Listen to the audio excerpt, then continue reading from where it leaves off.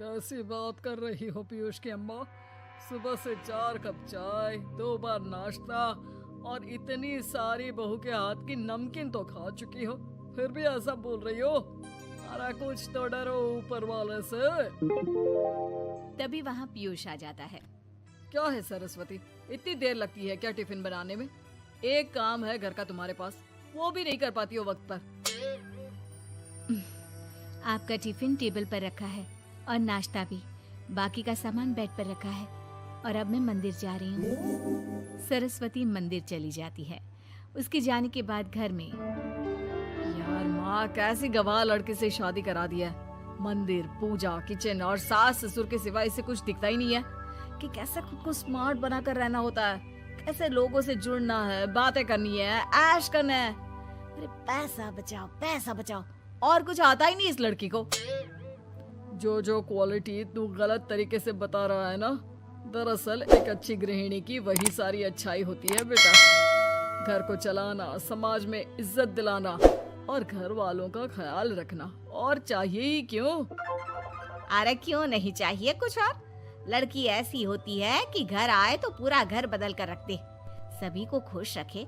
लेकिन बहू के अंदर तो ये सारी क्वालिटी है ही नहीं। अरे खुश तो उन्हें रखा जाता है जो खुश रहना जानते हैं। तुम लोगों को तो कोई खुश नहीं कर सकता। पिताजी, अब आप ही लोग सोचिए, क्योंकि मैं किसी और से शादी करना चाहता हूँ। आप लोगों को बहू के साथ रहना है या मेरे साथ? क्योंकि मैं अब इसके साथ नहीं रह सकता। मैं बहू को नहीं छोड़ सकता। उसके मरते पिता को मैंने वादा किया था कि मैं उसे बेटी बनाकर रखूंगा। तो ठीक है ना माँ, तैयार कर ले अपना सामान, हम दोनों किसी और घर में रहने चलेंगे तेरी नई बहू के साथ। अरे हाँ बेटा, वही ठीक है, लेकिन मैं तेरे पिता के बिना भी तो नहीं रह सकती। तो मेरे बिना रह सकती हो? ठीक है, मैं अकेले ही चला जाता हूँ। बेटा वहाँ से चला जाता है, लेकिन सास का दिल नहीं लगता। बहू मंदिर से भी हो आती है और फिर, माँ पिताजी खाना लग गया है, खा लीजिए। हाँ, तुझे बस आता ही क्या है, खाना बनाना और खाना खिलाना। अरे सुन, मेरे सारे कपड़े पैक कर दे। क्यों माँ जी, कहीं जा रही हैं क्या? हाँ बेटे, ये अपने बेटे के साथ रहने जा रही है, लेकिन घबरा मत, तेरा पिता तेरे साथ है। बहू समझ नहीं पाती कि उसके साथ हो क्या रहा है, लेकिन फिर ससुर उसे सारी बात बता देता है। बेटा, ये नई बहू कब आ रही है? मुझसे घर का काम नहीं होता। वैसे भी तेरी पहली निकम्मी बीवी ने मुझे किसी काम का नहीं छोड़ा। माँ वो बस आने ही वाली है, और हाँ माँ, उसके आगे ना थोड़ा स्टैंडर्ड से रहना, क्योंकि वो थोड़े बड़े घर की लड़की है। उसका एक स्वैग है, स्वैग। तभी वहाँ एक बहुत सुंदर सी लंबी सी लड़की आती है। हे पीयूष, भागकर कैब से मेरा सामान ले आओ, और हाँ प्लीज एसी ऑन करके जाना। रीमा, ये मेरी माँ है। तुम चाहती थी ना कि मेरी माँ हम लोगों के साथ रहे। हेलो आंटी जी, हम लोग ना जल्दी शादी कर लेंगे, फिर मेरी जैसी टॉप लड़की आपको अच्छी बोलेगी। एक्साइटेड होंगी ना आप? पर नो इश्यू। पीयूष सामान ले आओ ना, एंड आंटी आप पानी ले आइए प्लीज। माँ को तो समझ में ही नहीं आता कि वो क्या करे। वो बहू के लिए पानी लेकर आती है तो उसका पैर पर्दे में फंस जाता है और वो गिर जाती है। ओहो, पूरा पानी गिरा दिया। कांच का ग्लास क्यों छूती है जब हाथ पैर नहीं चलते? कितनी मुश्किल से मैंने और पीयूष ने ये गृहस्थी बनाने की कोशिश की है। अरे पर तो क्या हो गया, एक गिलास ही तो टूटा है। अपने घर में तो रोज एक तोड़ती हूँ, लेकिन मजाल है सरस्वती कुछ कहे। और हाँ, मैं पानी वानी नहीं पिलाने वाली, मुझे ऐसी कोई आदत नहीं है। बहू हो, बहू की तरह रहो, समझी? तभी वहाँ पीयूष आ जाता है, जिसे देख रीमा रोने लगती है। देख लो अपनी माँ को, कैसी खरी खोटी सुना रही है। और अभी तो मैं आई हूँ, थक गई थी, बस पानी क्या मांग लिया।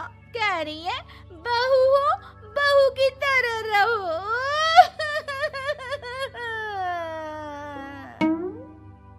अरे यार माँ, समझा कर लाया था ना कि कैसे रहना है। माँ ऐसा करोगी तो मैं भी नहीं रख पाऊंगा तुमको हमारे साथ। वैसे भी आप ये समझो कि रीमा ने खुद कहा था कि माँ को साथ रखना। अरे हाँ हाँ बेटा, वो सिर्फ इसलिए कि मैं घर का सारा काम करूं, बैठे बैठे इस महारानी को खाना पानी दूं।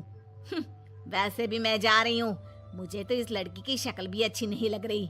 मेरी सरस्वती के आगे तो ये कुछ भी नहीं है। निकलो निकलो यहाँ से। मैंने सोचा था बिना पैसे का नौकर मिल जाएगा, लेकिन नहीं। कुछ लोगों को आदत होती है फ्री की रोटी खाने की। निकलो यहाँ से।